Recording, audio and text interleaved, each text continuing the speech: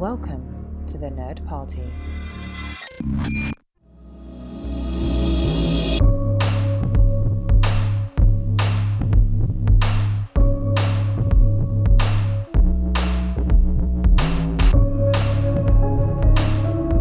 Welcome to Houselights, the show here on the Nerd Party that celebrates the work of directors by different categories, but this is one of our favorite ways to do it as you join us here in the House of Bird, which we're also calling the Bird House when we're feeling cheeky about it, where we're looking at the works of Brad Bird and we get to look at his entire career. And this week is bringing us to the next animated installment in his career, Ratatouille. I am John Mills, and I am pleased as punch to be joined by the overly harsh food critic, Darren Moser, and the charming chef that owns the restaurant, Tristan Riddell. Both of you, welcome back to Houselights. I missed last week talking about The Incredibles. I can't wait to jump into this one. And so let's get this party started with our first question. Darren, were you a foodie before this movie or were you a foodie after this movie? I think I was a foodie before, at least animated foodie, because I had already seen many a Studio Ghibli film. And boy, like, you want to talk about, animated food and eating and deliciousness.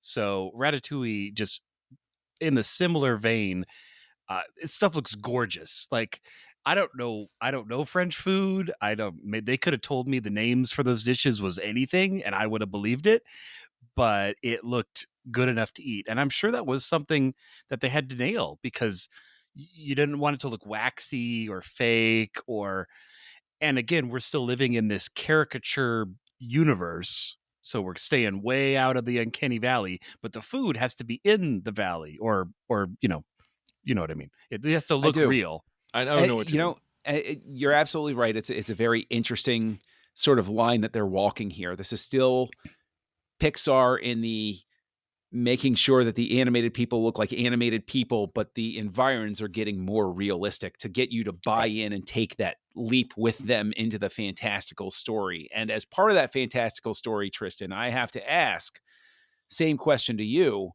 Did you care a whit about fine cuisine before Ratatouille? Were you eagerly anticipating a film about food?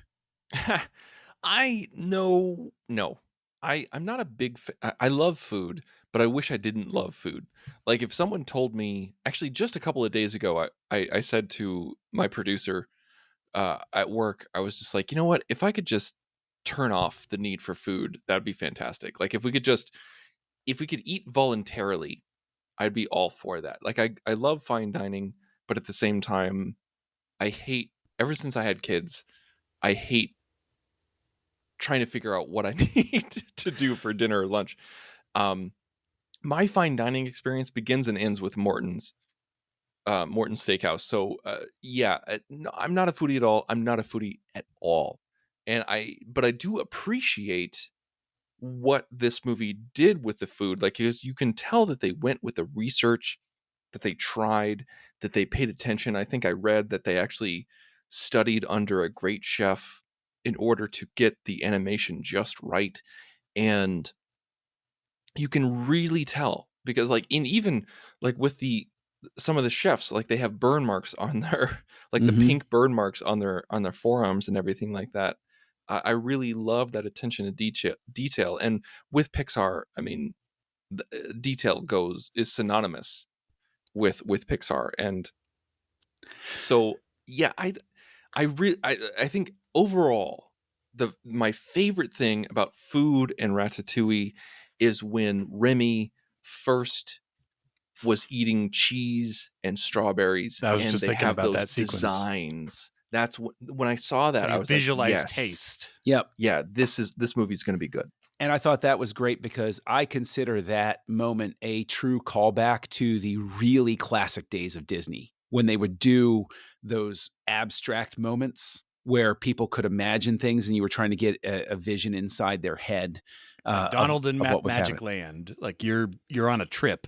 Right. Something like that. Very good. Very good. I And forgot about that. I need to find that it's one. so good. So good. It's like, I'm going to learn about math and it's going to be the most fun you've ever had. I love that movie. I can't wait for the future reboot that includes differential calculus. But I think that what's live interesting, action animated. Yes, That's what they do when they it has they redo Donald Yes. Magic Land live action. We're It's terrible. But for some reason, Donald Duck is still CGI, but they're going to call it live action. Yes. Man. Yes, exactly. When we say live action, we mean photoreal. He'll be a photoreal duck because that's what they do. Let's just call it even and just say that Andy Serkis will play every role, and we're done. Andy Serkis and mocap. But Guys, we Ratatouille, should call Disney. No, we shouldn't. No, not really. It's a bad idea. Listen, though, Ratatouille comes out at a time when Pixar is really firing on all cylinders and it has captured. They've just had hit after hit. They go Toy Story, A Bug's Life, Toy Story 2, Monsters, Inc., Finding Nemo, The Incredibles, Cars, and then Ratatouille is coming out in June of 2007. Darren, were you fully in the zeitgeist of Pixar at this moment, or was Pixar still something that was just sort of like there and you would get to it when you got to it, or was there a sort of excitement about seeing a film coming out from Pixar? So I know exactly where I was in June of 2007. So this was the last summer before I got married. And so I was working for 6 months at a summer camp, and my wife was working for 6 months in Scotland. And so if I wanted to see a movie, we had to go to the local theater, which was at the Rio, and it was out there. So it took like 30, 45 minutes to get to the theater. So you had to really want to see a movie.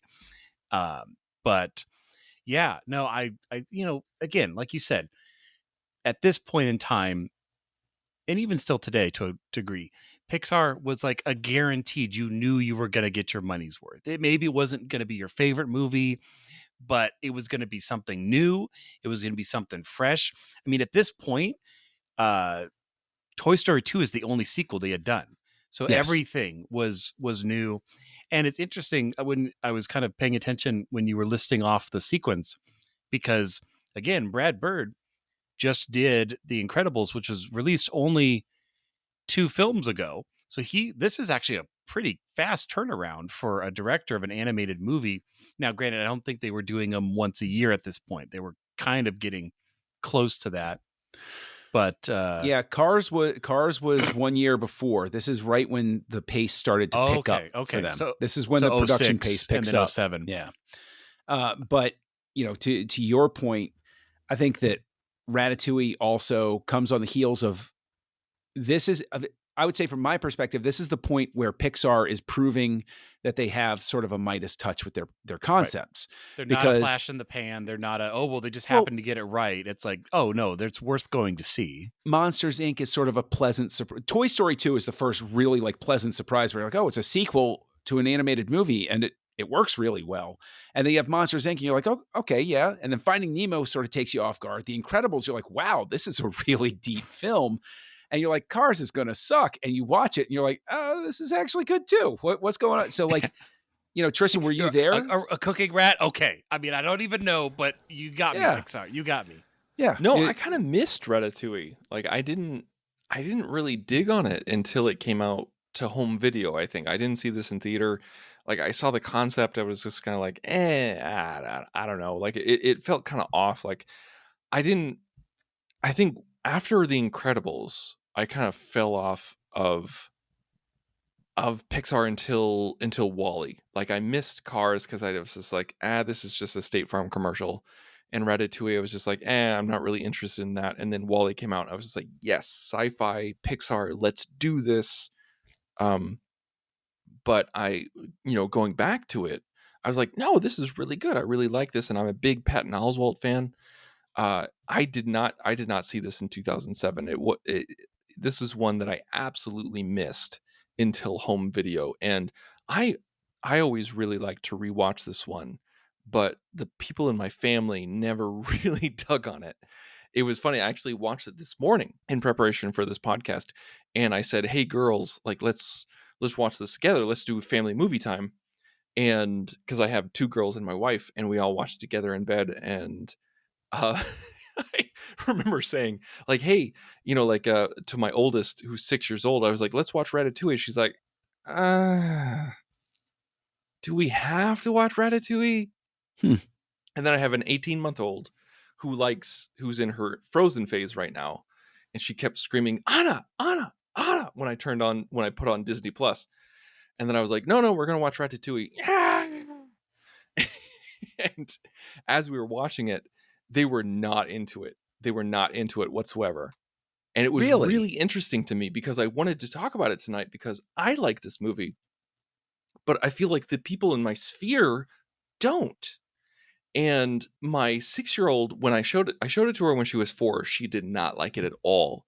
I showed it to her today and she liked it way more. My 18-month-old could not. Did I say 18 month 19? I don't know how old she is. She's a second child. But no matter, Just get their names right, Tristan. Age don't Yeah, yeah, matter. the she didn't really details dig on it. slip She away. couldn't pay attention to it. Hmm. And my eldest was just kind of like, "Yeah, no, it's good," but she wasn't on fire about it. My wife doesn't like it at all. So Really? yeah, have you guys? What does your guys' family I think mean, about my this movie? kids love Wow. Wall-E. Like they would watch Wall-E on like we had to get another DVD because they used up the first one. They loved Wall-E so much. But yeah, kind of the same thing with Ratatouille. Not that they didn't like it, but it was definitely a few and far between, which isn't really Yeah, surprising to me because it it's like there's not a lot for like kids to really hook on. It's very like adult kind of issues there's a lot of that are talking. going on. Yeah, and a lot of There's a talking. there's a lot of conversation. There's a lot of like Yeah. DNA test result. Like, this is my mom. She died. Yeah. Like, am I the son? Can I inherit? You're Where's the like, Venn whoa. diagram of lines Yeah. of the plot of this movie? Yeah. But the thing is that's surprising from the director of The Incredibles. I agree with you. This is a more adult sort of Yeah. film, and I think that's bringing why it back to Houselights, bringing it back to the Yeah. Director Center podcast. Yeah. Yeah, There you go. absolutely. But it's There about you like go. finding, your purpose, finding your place in your found community and your home community. Like, I mean, heck, the end speech by Ego about criticism and being worth the paper it's written on, like that's an amazing speech. Just that. That really was. That's one of my favorite. That could be my favorite part of the movie is the ego speech at the end. It's unquestionably my favorite part of the movie because let's just go ahead and we'll come back to some other things here. Especially, I really want to focus on the competition this film was up against when it came out. But that's that monologue by Ego at the end. I will liken it, and Tristan will probably roll his eyes because we talked about Wes Anderson recently. I will, in fact, liken it to the way that Grand Budapest Hotel catches me off guard every time that I watch it, where I'm watching something and I'm like, this is cute. This is quirky. I'm enjoying what's happening. I like these characters. This is what's going on. And that is a gut punch at the end. The discussion that he has, well, not discussion, but the monologue that he has about being a critic and what it comes from to be a critic. It's such a meta commentary on people in general, but the real moment that absolutely hits me every time, and I think this is a testament to Bird as a director, is the moment when he takes the first bite of the ratatouille and he suddenly flashes back to childhood. Best part of the movie. And it was comfort food for him. I will start crying in that moment every single time because I think There's that like is no such talking. It's just pure emotion. and it's predicting how good Pixar as a whole is going to get because very soon we're going to get Up, I was going to which say has that 7-minute sequence is the same level as like the beginning of Up. right. My kid actually asked me about that moment, and I talked to her about how it was just like, well, food and smells and things like that can really bring us back to our childhood and that you are when still we were living. younger. That I said I was just like, you're in your childhood right now. But I told her about how one time, like when my grandmother died, my father's mother died, I was at her funeral, and we were at the church, and she was a big part of the church community, and we had a potluck, and someone made scallop corn which was her signature dish, and they made it exactly how she made it. And I sat down after her funeral, and I'm getting emotional right now. And I Mhm. had it, and I just had one bite, and I smelled it, and I had to leave the room Mhm. because I got so emotional. And that's what I think about every single time I watch this movie. And when we get to that part, I think about my grandmother and her scalloped corn. I am legitimately getting No, I love sharing these sorts of moments because this is what makes a film great, is that it takes you Yeah. to places like that. Because I'll share, it's not nearly as emotional, but there was a very brief period of time where my mom tried to work part-time so that she could be more present for me and my brother, right? And what we used to do is we used to go to the Bob's Big Boy in the little outpost town in which I lived.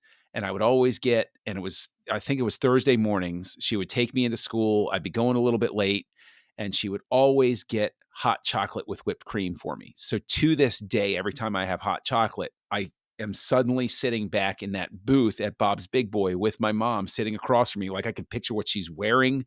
I can picture her coffee. I can picture everything about that moment in time, just like what you're talking about with the scalloped corn.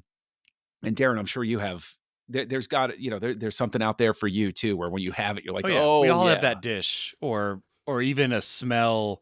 I mean, smell is really attached to memory, like in a way that even almost more than visual, I would say.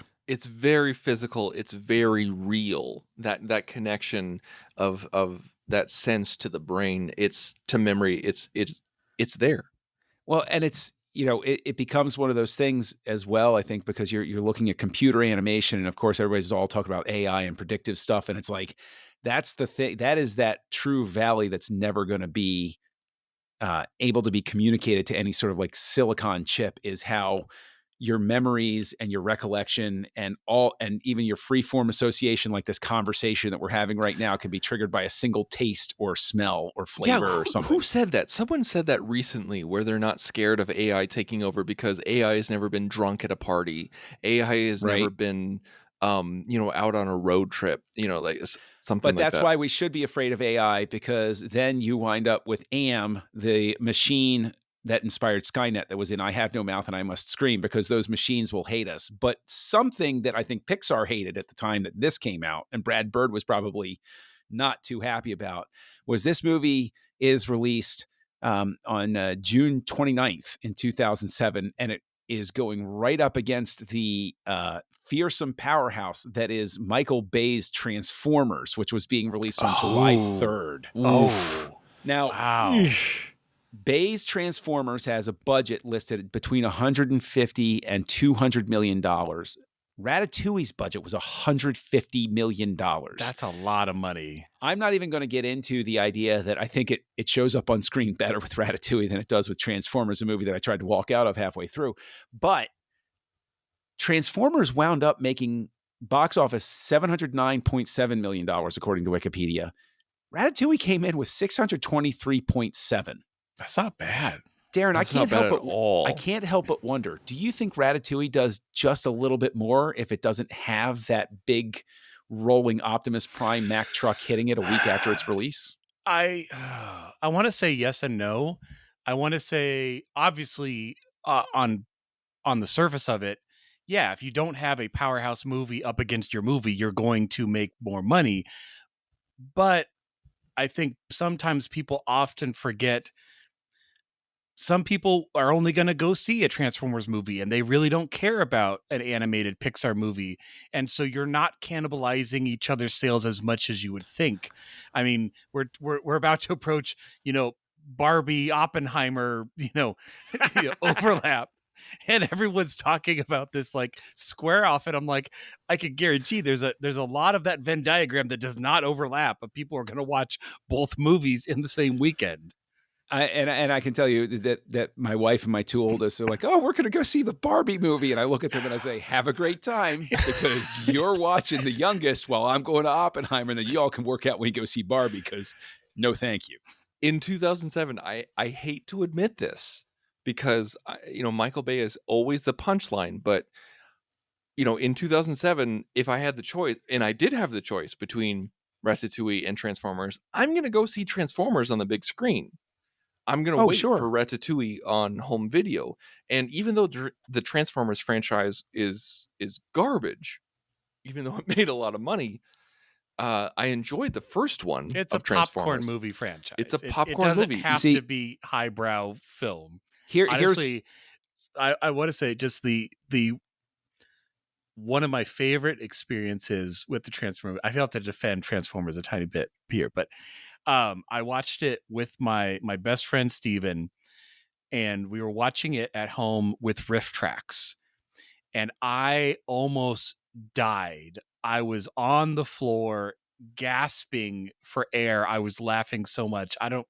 I remember the joke. It was like right after the helicopter transformed for the first time, and the riff track guys added like, "Hey, I did it for my first time without looking at my own instructions." And I don't know why it just hit me, but I was wheezing on the ground for like 5 minutes. So I thank you, Michael Bay, for contributing to that to my life. But I think this is worthwhile to point out. Transformers, when it comes out, is a much bigger pull, especially for Gen Xers like myself, because they announce big live action Transformers movie. I was still a few months into being a father for the first time. I got a shot to go to the movie theater right around this moment for the first time since the kid had been born. You're going to make a choice. And I skipped Ratatouille and I went straight for Transformers. Not kidding that I walked out of it halfway through and debated going home or not. And I said, yeah, even if I fall asleep, who cares?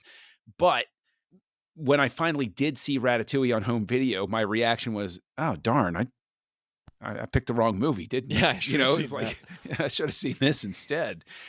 But it's a fair point that it doesn't, they didn't really cannibalize each other's audiences. That's a fair point. I want to take over, shift gears just a little bit. I want to talk about this voice cast. Oh, yes, please. Because holy crap, there's so many, as you're watching this, because everybody has a French accent except for Linguini, and his name is frickin' Linguini. He doesn't have a French accent. Like, we have Patton Oswalt, Ian Holm, Brian Dennehy, Peter O'Toole, Brad Garrett, Gene Garofalo, Will Arnett, James Renard, John Ratzenberger, Brad Bird himself. It's insane. There's so many people that I did not recognize because they had a French accent. I don't think I Garofalo, recognized it was Ian Holm until like now. Like, I don't know why. It's I'm true. like, that was Ian Holm. I love Ian Holm. I've seen Ian Holm. I've watched Ian Holm movies and TV for decades, and I didn't recognize it's Ian Holm. And even when I know it's Ian Holm, I forget, and then I watch it, and then I look it up, and I'm like, yeah, that's Ian Holm. Janine Garofalo, I still don't hear as Colette. Not at all. Not don't at all. hear her at all.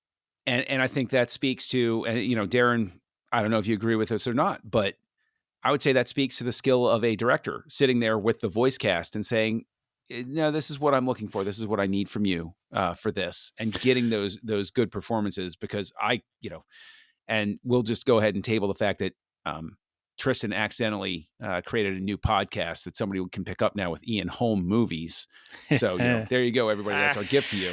It can be a spinoff show. I think, obviously the voice cast is amazing. I think there's, in the characters themselves, I was reading about, the behind the scenes of this, and it looks like, John Pinkava, had to look that up, who had the original idea and concept for this film and eventually stepped away. He's never had really directed anything, and hasn't even since, but he did like Jerry's Game and things like that. So it looks like they were kind of like maybe going to slot him in for directing, but he just wasn't ready for that. I'm sorry to interrupt, but like, how terrible is that? Because it's just, I feel so bad for him, because he was let go because there wasn't enough leadership for this animated movie. Like, he's an animator and he works his way up. He finally gets to direct his own movie, and then then like Lasseter himself says that there's not enough leadership for this film, and they bring in Brad Bird. That's, you can't shower that kind of stink off. But you're right. You are absolutely right. And the but that I give to that is that one of my favorite films of all time, poster hanging behind me on the wall here, Tombstone, the original director of that was basically let go for the same reason, because Kurt Russell was the producer and the production was like a mess 1 week in. And he said, we can't do this. The guy had shepherded, written, did all the research. Like this was his baby. This was But he his wasn't big the trigger moment. man.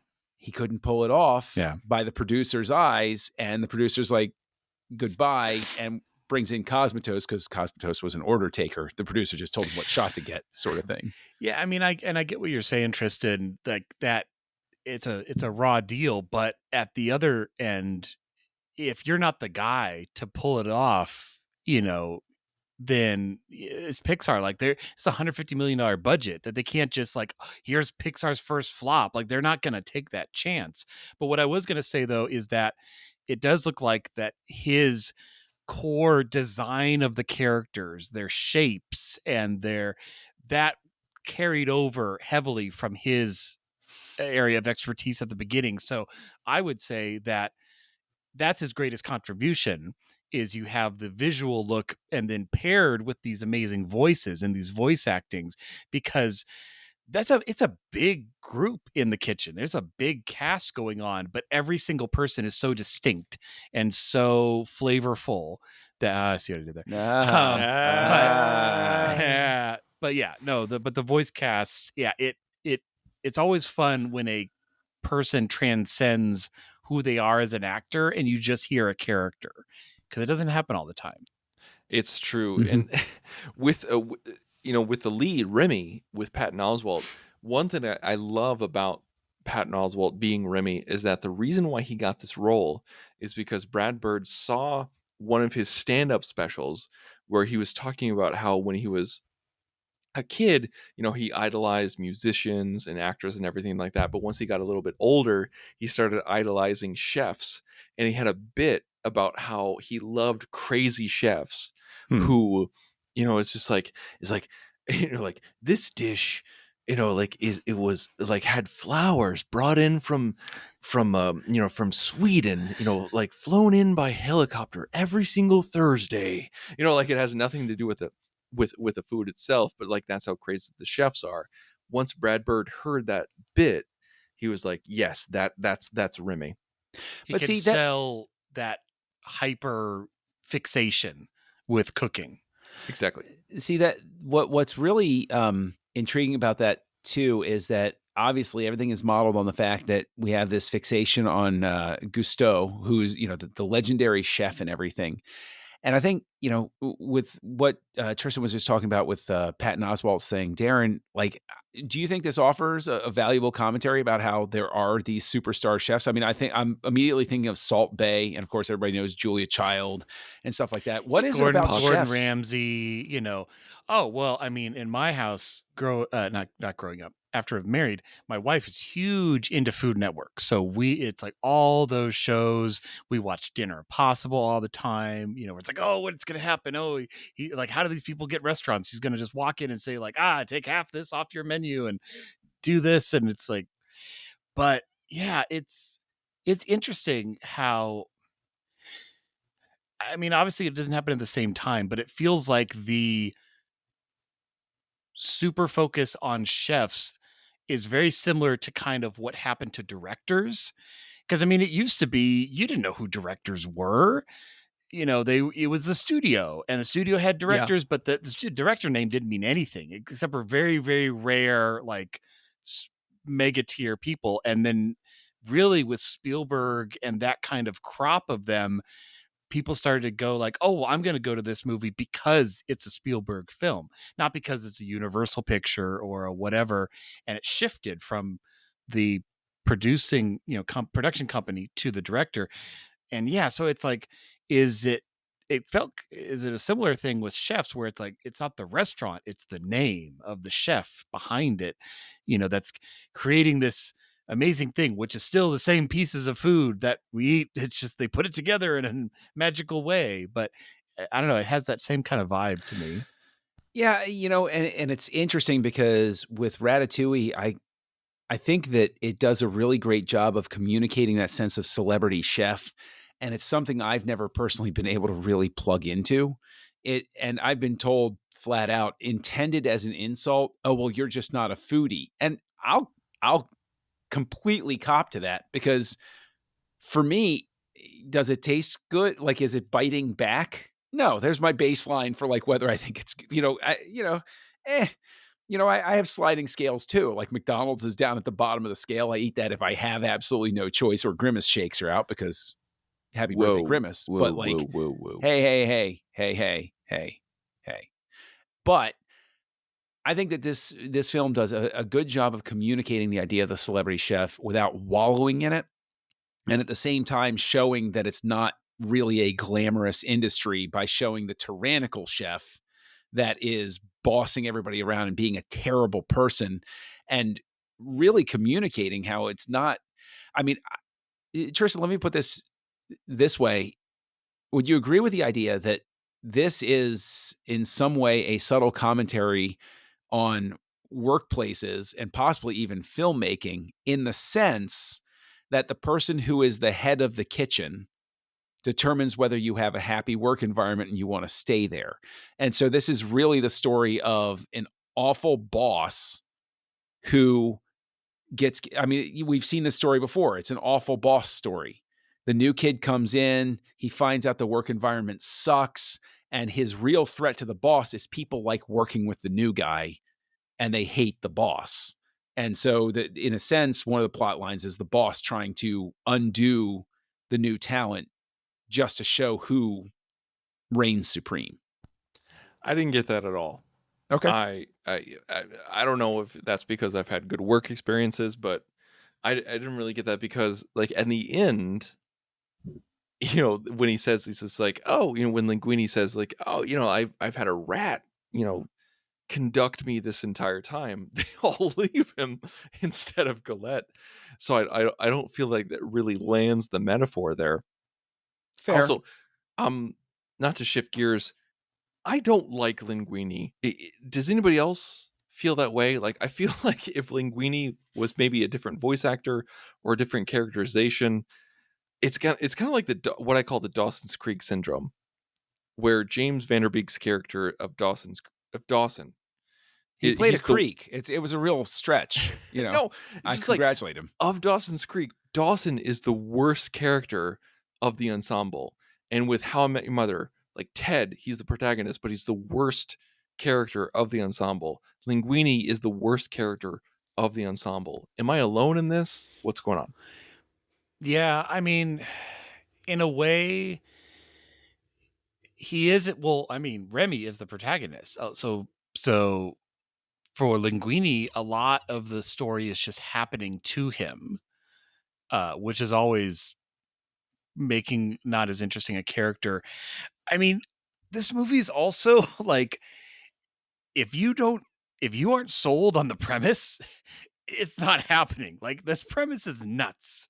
It's absolutely insane for a photorealish, like in the real world And kind they of skirt thing. that line They too. Like do. they go They back and do. forth, because they like, it's absurd that a rat can understand English and can read English and can, puppet a person, but then at the same time, at the end, the whole kitchen crew is just like, this is absurd. I'm not going to be a part of a kitchen that where a rat is running it, and then they walk out. Like, that's a very real thing of a very unreal premise. Yes, I agree. They walk a line. I Obviously, him showing that it's the rat, it has been controlling him the whole time, is specifically to give him the final hurdle to overcome and have that final conflict and everything. And I consider it very much in the Disney tradition to have these anthropomorphic animals That's that true.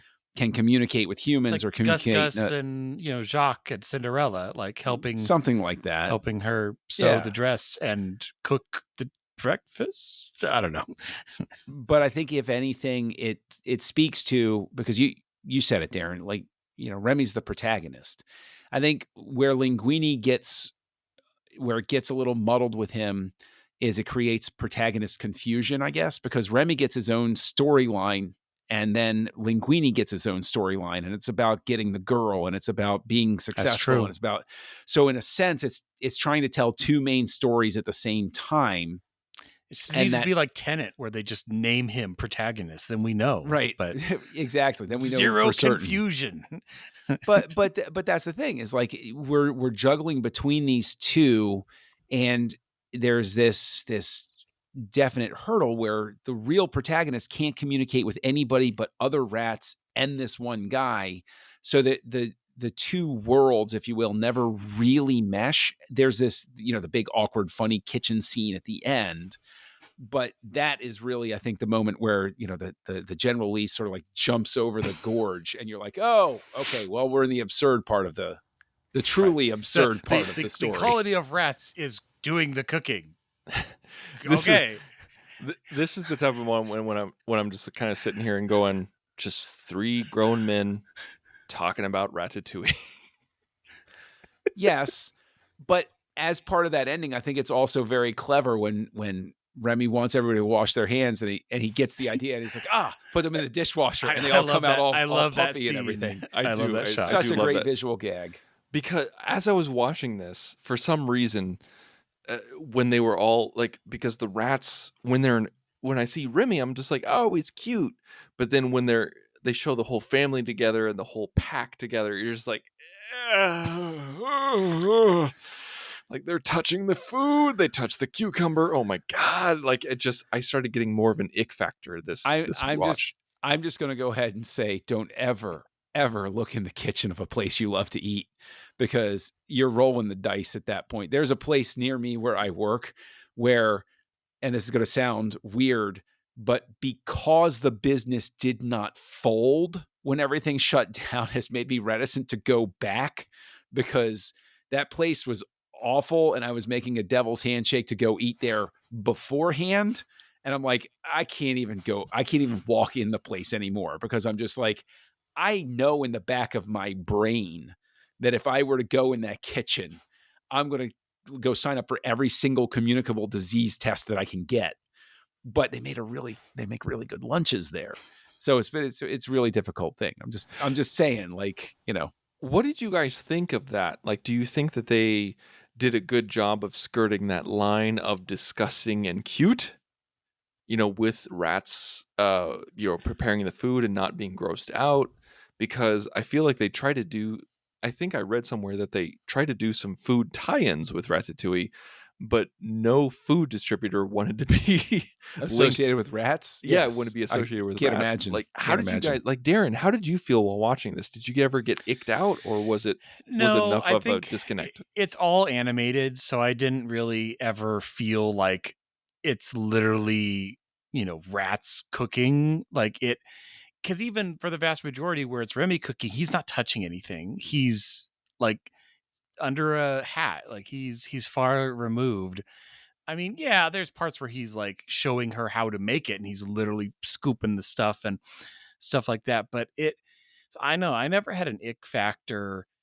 Like I said, if there's other movies out there, I'd have to think about it for a moment. But you know what I mean, where it's like they got that kind of premise where they got to hook you in the beginning, and if you're on board, even if it's ridiculous, you'll just be like, okay, that's just what happens, like Robot Jocks. It's like the resources are limited, so let's focus on giant robots fighting instead of war. Like, that's preposterous. But if you can get sold on it, you can have a lot of fun.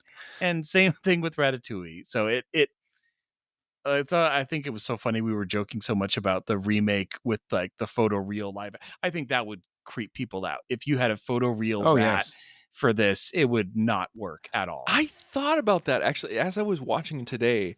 I was like, is this one that Disney's going to screw up? Like, they're going to screw the story over, but make $1 billion. Like, is this one that they're going to make photorealism? And I just like, I don't think they can. I do not think they can. No, I don't think they can for another 20 years. But then they will. Think of like the photoreal, like the good Cinderella. I mean, what was it? Oh, the blue dress. The blue dress. Of course, they all have blue dress. Sleeping Beauty. What are we talking about? Are you talking about Kenneth Branagh's Cinderella? Yes, that's what I meant. Kenneth Branagh's Cinderella, I think they also had like photorealish mice. They're very minor. They weren't in it a ton. But I'm just picturing like this little, rat with like a black eye, like no emotion is being translated through this in the movie Yeah. screen. I Um, I think Oh, that that movie was trash. What are we talking about? don't derail this because it's a good movie. And I think that with Ratatouille, I think that the reason I go along with the rats thing is because they invest so much into making Remy cute and yeah, even his brother Emil, Emil. Yeah. which I didn't get the gag of his name until near the end when I was watching it the first time. Emil. I was like, "Oh, a meal. Got it." Like, it suddenly made sense to me, like, near Oh, the I end of the didn't make movie, that connection. it's when Ego was giving his monologue, the voiceover at the end. When he does that, the first time I was watching him, where he's like, the way he says it is he says, "A life can be changed by a meal, or it can be," and, like, it just blows past. I go, a meal, got it." Um But I think that they invest enough time with Remy and Emil and the dad to make it work where I never get grossed out by what's going on because it's so absurd to begin with. Like, it's such an embrace of just an absolutely crazy topic that they don't I'm glad they don't make any effort to make Remy an escapee, like Secret of Nim style from some, genetic experimentation place up the Oh river or gosh, something that like would that. be, yeah. That's That's true. what's They gonna don't that's what's they gonna don't over happen when they do the explain it. live Yeah. action thing. They're gonna have these rats were all in like some sort of sciencey lab thing with radiation, and they'll come out and it'll tie into the MCU probably and all of those sorts of things. But I didn't realize that I didn't see Lightyear, but the voice of Emil also did the voice of Socks, the little cat in Lightyear. And the He's one voice of of those like Linguini he's an was animator. also the voice of the teacher in Incredibles. no, well, there you go. I I think not. I think that another and everybody hates how I obsess over the music in a film, but I really have to give it to and everybody has a different way of pronouncing Michael Giacchino's last name, Giacchino, Cappuccino, who knows? I've never heard anybody pronounce it, not even him. So I would just always say Giacchino. So I think that one of the things that Pixar finally starts figuring out after a certain point is that they don't need to stay married to Randy Newman for all of their Yeah. music. And I really think that Giacchino works on The Incredibles because that's a superhero movie and he's able to bring that bombast to it. But I think he creates something very special with Ratatouille. And I watch the credits to this film not because I'm waiting for any stinger at the end and not just because I love the animation that's going on during the credits, but I'm actually just enjoying the music so much that I just leave the credits running. The music is great in this movie. Okay, Overall. because that was going to be my question. It really is. Like, John, like, how I don't really like to comment on music too terribly much on the movies that we talk about unless it's very obvious. But this music wasn't overly obvious, but at the same time really catchy. And I really enjoy the music of this one. We watched this in the morning, and throughout the afternoon I was humming it throughout the day. And I mean, that's the sign of a good film, of a good score, when it kind of stays with you and you can recreate it and you can actually think about it. So I have been, and this is going to seem kind of odd, but with Ratatouille, of course, there's a ride at Disney World. I've been on it a few times. Tristan, I know that you haven't. Darren, have you been on the Ratatouille ride at all? No, I mean I know how it's a trackless system and Yeah. how it moves and stuff and uses projection, but I've seen clips of it, but I've never ridden it. Okay, because basically, I'm not saying it to be like a flex, like, oh, well, I've ridden the ride. But what I think is so interesting about this film as well is that the design in it, like they theme, of course, the queue line and everything like that. This isn't one of those Pixar movies where you really, I would argue, people don't refer to Ratatouille in terms of the design of the house, like, in Up, or the design of Woody and Buzz Lightyear for Toy Story and stuff like that. But I think this really has an incredible design element about it that is that authentic image we have in our brains of what a Paris neighborhood is like, and a Paris kitchen, and all of those sorts of things. But, Tristan, do you think the aesthetic is particularly successful with this? Does it stick with you? Would you like I was saying, there are a lot of Pixar movies out there that people go to. Why do you think this one gets overlooked for its art direction? Or do you think it does? I can't comment on if I think it gets overlooked or not, but I can say that it does feel realistic. I mean, I've never been to Paris. My wife has been to Paris many times, and she comments on how it definitely gives that kind of feel. And looking into the behind the scenes of this movie, apparently the director and some of the producers spent a week in Paris, kind of just walking They around the got that city. Pixar money. They're like, They got that just Pixar money. just go out to Paris. Well, we could take pictures. No, just go. Take the up plane. Yeah. It's so true, because like as I was reading this, it's just like, oh, like the perils of research, where they go and they said that they ate at like the top 5 restaurants in all of Paris, Jerks. and they stayed there for a week, and I'm like, oh my gosh, like the pain of having to go on a work trip. But they're taking pictures every course. People are like, oh, sorry, you can't. Yeah. No, we're Pixar. We're Pixar. I think while I didn't get a sense of the entire city, it definitely felt like a different kind of place, and I really appreciated what it was trying to say, and the kind of the vibe that it was giving in the film. Well, I mean, I'm actually talking even beyond that, like just in terms of the way that the sets are quote unquote built, right? You still have to put planning in for even a completely animated set like this one, or sets like these, all the way down to the fact that Ego's office from overhead looks like a coffin, and the back of his typewriter looks like a skull, and those sorts of things. I just think that there are love marks in this. Darren, do these love marks work for you? Do you think that this is a film that deserves more esteem for the way that they, quote unquote, decorated this? I mean, they decorated the sets. They have credits Right. specifically for people who were art I'd directors and set say- decorators. Yeah, I'd say they should get a lot of credit. Also, for the fact that you have to build, especially the kitchen, you have to build it to work at a human eye level and the floor eye level. So it can't be like, oh, we're in Remy's point of view and I have no idea where I am. It has to work on both ways. So that's a challenge. I think having the tiled floor with the checkerboard pattern, helps kind of not feel like everything's all wishy-washy. And so I think, yeah, they do. I mean, that sequence when he's first in the kitchen and nobody realizes he's there and he's jumping around, we have a little bit of Indiana Jones fridge disbelief, where he's put in the oven but jumps out at the exact right moment and survive. I'm like, okay. Suspend the disbelief, keep watching.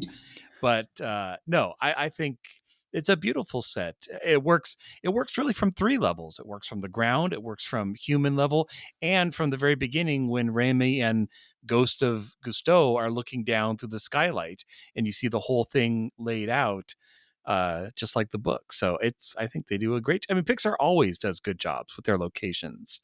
They always work.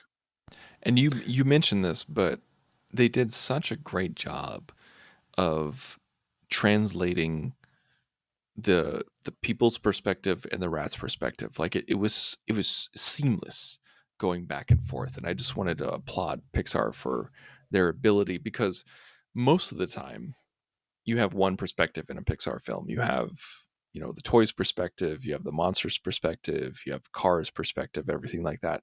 But in this movie, you have multiple perspectives. You have the humans, you have the rats, and they go back and forth.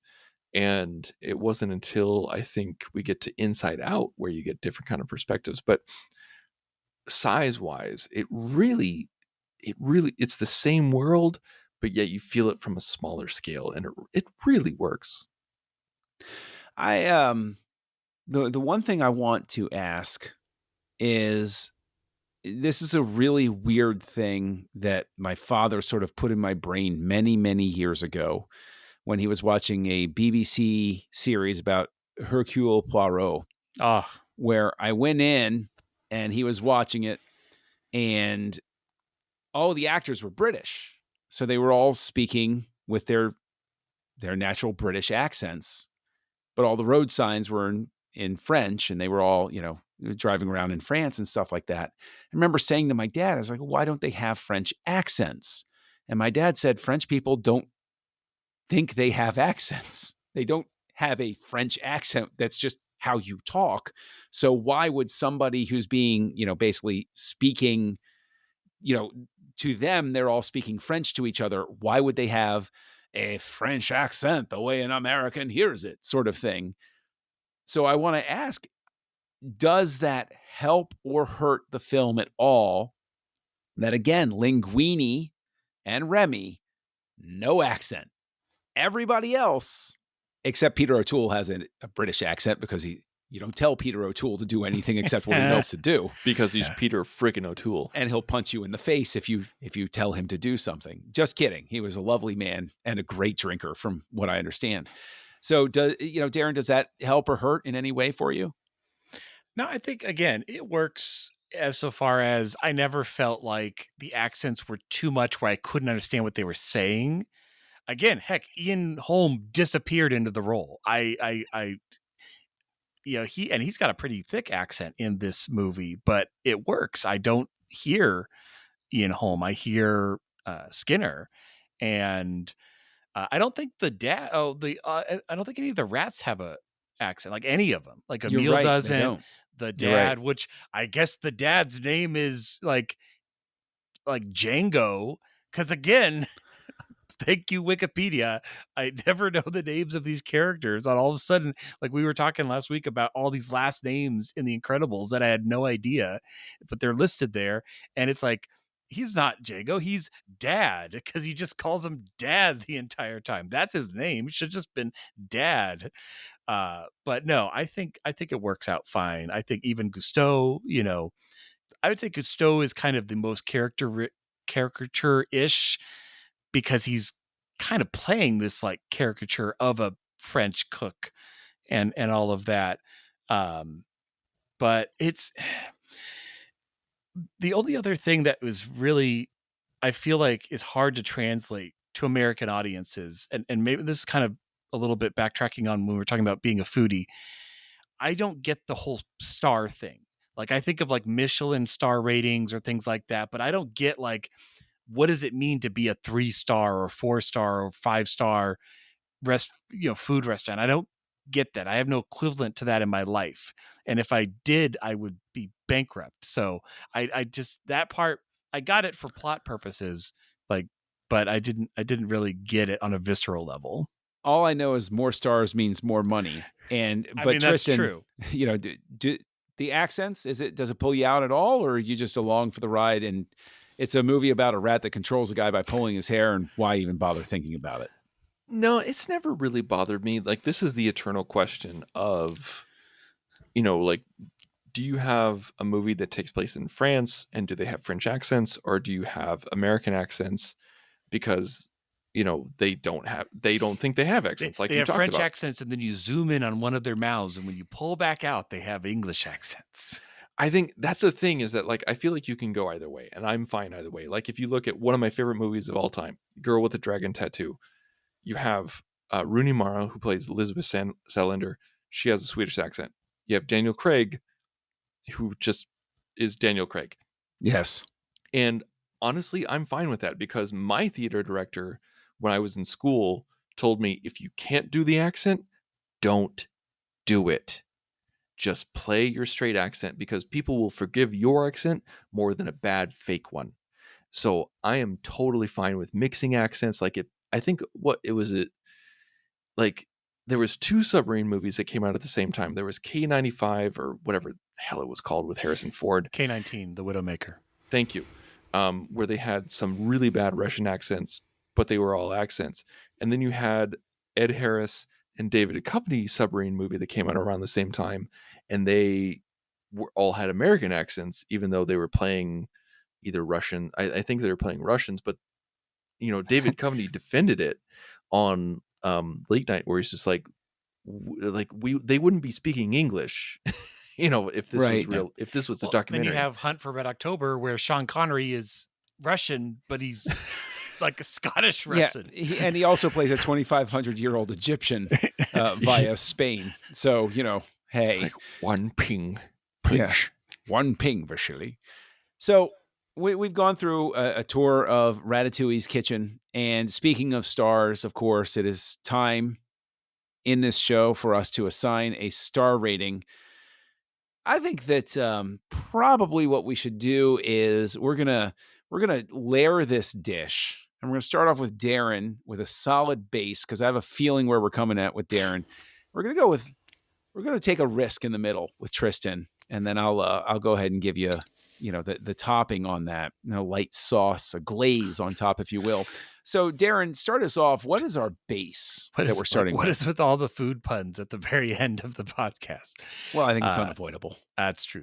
Also, Tristan, Phantom in 2013 is the Ed Harris, David Duchovny submarine movie. Thank you. So I didn't have it quite at the ready as I did K-19 The Widowmaker. I don't know why I remember that one, but I do. Yeah, Ratatouille.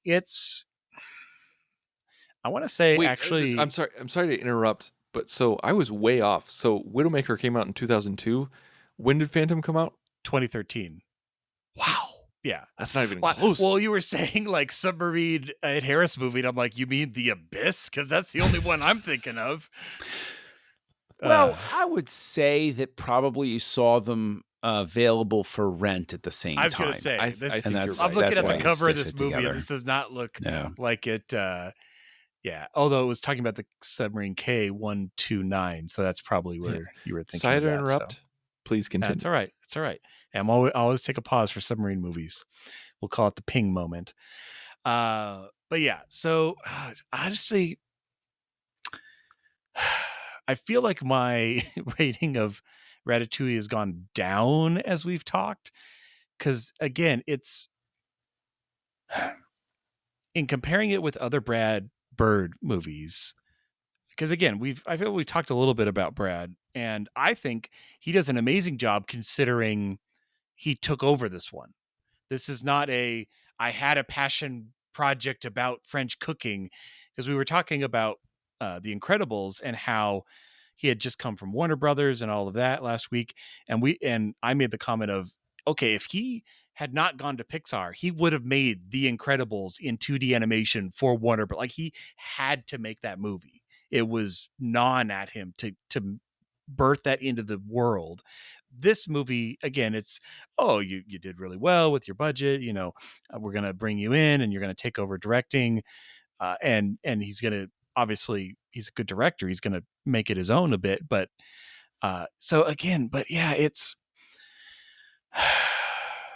I don't know. It's hard to say because it is a good movie, but I also feel like I very rarely watch it. It is, I'm rarely in the mood for it. My kids don't really watch it that much, which would probably be one of the main reasons to actually catch it again. So even with not a lot of things not in its favor, I'm going to give it a 3. We're going to give it a middle of the range. Wow. And I think he's going to go up from here, but maybe it's just story. Maybe it's just the story didn't really, because again, on the technical level, on a voice acting level, all these things hitting it out of the park, but it's a rat controlling a Frenchman cooking. Like it maybe today I'm not buying into that premise as much as I did yesterday. All right, Tristan, I love how it was boiled down. It's just a rat controlling a Frenchman. That's what it is. That's, hey, let's not get into social commentary, Darren. Come on now. So Tristan, wow, that was a thinner base than I expected to start with. What are you going to layer the middle of this dish with? Man, I really didn't think that I was going to rate this higher than Darren, but I think I might, um, because I'm right with you, Darren. There's something about this movie I that is did start as a ineffable. 4, and then I kind of wavered down. Like, if ever I was to give a 3.5, it would probably be this, but alas, I'm not going to break my one rule. Yeah, because this, last week we talked about my top 10 of Pixar films. This is on the 11. And Pixar has made a lot of films, and like to be on the 11, Twenty-seven. that's pretty high. And but there's something about this film that just doesn't work. And I think Darren, I think you're absolutely right. I think it's the story, because the voice acting is a 5, the technical details is a 5, the attention to detail is a 5, the animation is a 5, but the story is just a little lackluster. And I'm giving this a 3.5. And even though this is a 3.5, it's still a good movie. Like, this is one of the highest rated Pixar films, if not the highest rated Pixar film on Metacritic. It had nominated and won several Academy Awards, made a lot of money. People love it. It's on a lot of high lists. So this made a huge splash when it first came out, but I don't think it has the staying power as something like a Toy Story. And even though I like this film, my kids didn't. My wife doesn't. My kids are kind of indifferent to it. Like, like my eldest was just like, yeah, it's good, but wasn't on fire about it. I think that's where I'm at. I'm just like, yeah, it's good, but eh. So I give it a 3.5. I think that this is a surprisingly sour dish so far. So I'm going to see if I can sweeten it up a little bit here. I would say that the one thing we didn't really go after during our discussion was runtime. And I You would are say, improvising? yeah, I would say that is the one thing that kind of undoes it. Is its runtime. I think that it's probably about 15 minutes too long. If this were Absolutely. delivered more quickly, then I think it's a 5. I do. I think it's just and like I said, the emotional moment with Ego at the end with the favorite dish makes me cry when I see it, because I think it's so beautifully done. I think there are elements of this that are absolutely wonderful. I think it does suffer from a little protagonist confusion. I think that there are definitely moments that can be trimmed. In a sense, Remy's family is necessary only because you need the rats staffing the kitchen at the end. And I think as a result, if you had found a way to stick this landing without the rats cooking at the end, then you wind up with a leaner movie, because Remy's just gone away from home, and then you can have one moment with his dad where he reconciles at the end and everything. I made it after all, Dad. What have you? Movie goes a lot faster. Some of these things are glossed over, and you wind up with a 5-star film. As it is, just a little too long. But I wind up giving it a 4, but it's a solid 4. I mean, this is, one of those ones where it's like, oh, well, it didn't barely make it. I'm not being generous. If anything, if I have this playing in the background and I'm sort of like floating in and out of the room, not just doing a dedicated watch, I probably would have thrown a 5 at it, because if you just catch it in those chunks, it flows a lot better. It's just a little bit overstuffed. What's the solution to it? I don't specifically know. Maybe it is the rat thing, the family thing I'm talking about. Maybe it's the love story is unnecessary, what have you. But something could have been jettisoned in favor of a tighter runtime, and I think that's the only thing working against it. One thing I do want to chime in about before we close up shop is, because one thing that we've bragged about Brad Bird is his appreciation of animators, how he's such a great leader, and the fact that he was brought in to replace someone who was taken out because of their lack of leadership, which I do not think is the former director's fault, because like who's not going to say who's going to decline the the offer to direct a movie when you're an animator yourself? He was given the opportunity and he said yes, but he bit off more than he could chew. And who do they go to? They go to Brad Bird. because he's a great leader and he respects his animators, and he can lead a room, he can lead a team. And I think that's one common theme throughout all these episodes and all these movies of Brad Bird, is that what we've heard about behind the scenes is how great of a leader Bird is. And I just really wanted to nail that home before we ended this episode, is that out of all the directors we talked about, this seems like someone who really appreciates his people and knows how to lead. Indeed. I think that is an important point to make. And speaking of leadership, Brad Bird graduates to the truly, truly big leagues with his next film that we'll be visiting next time on Houselights, Mission Impossible, Ghost Protocol, the movie I saw because The Dark Knight Rises prologue was being shown in front of it. Next time on Houselights. Join the revolution. Join the Nerd Party.